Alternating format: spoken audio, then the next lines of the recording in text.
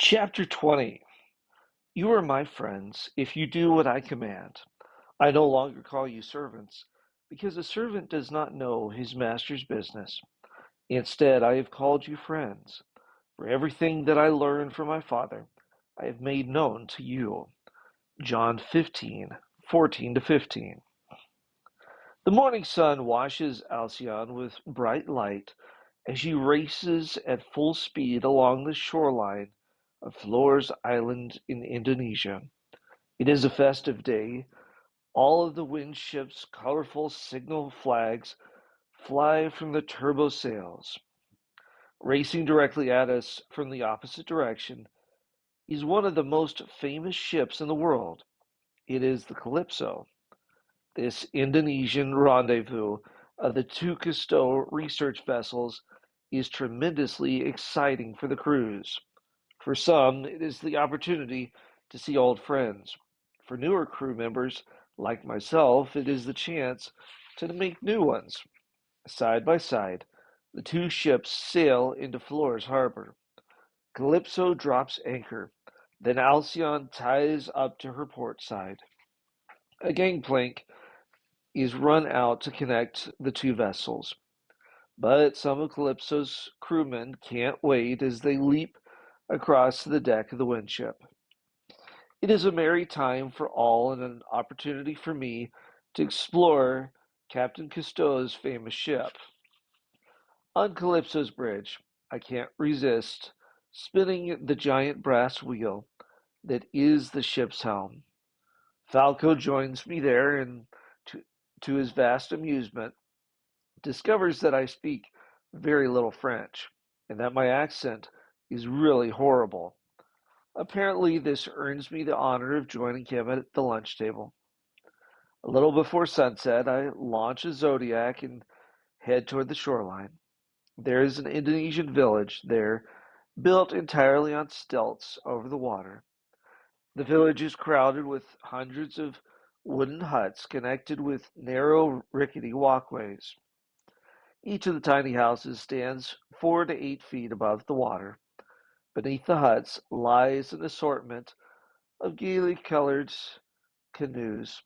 Many of them have hand painted eyes to ward off evil spirits. I enter the village through a small waterway, passing under one of the narrow walkways. A group of children arrives at a run to inspect my strange canoe. They have never seen a boat that is mostly made of rubber and air. Several more children in a yellow canoe with bird's eyes painted on the bow paddle out and keep pace with the Zodiac. As more and more people arrive, the other canoes fall in the Zodiac's wake. My curious journey soon becomes a parade. One of the boys leaps from a walkway onto the Zodiac's inflatable hull and bounces into the water. Instantly, a game is born as I'm bombarded with laughing children. Most of them wind up in the water, but a few bounce and slide into the boat. When I reach the other end of the village, the Zodiac is crowded. There are more kids than I can count, plus two dogs, several lizards, a monkey, and a noisy parrot. Unloading all the stowaways, I begin to motor slowly away, but the kids are yelling for me to make the canoe go fast. Opening up the throttle, the Zodiac leaps forward.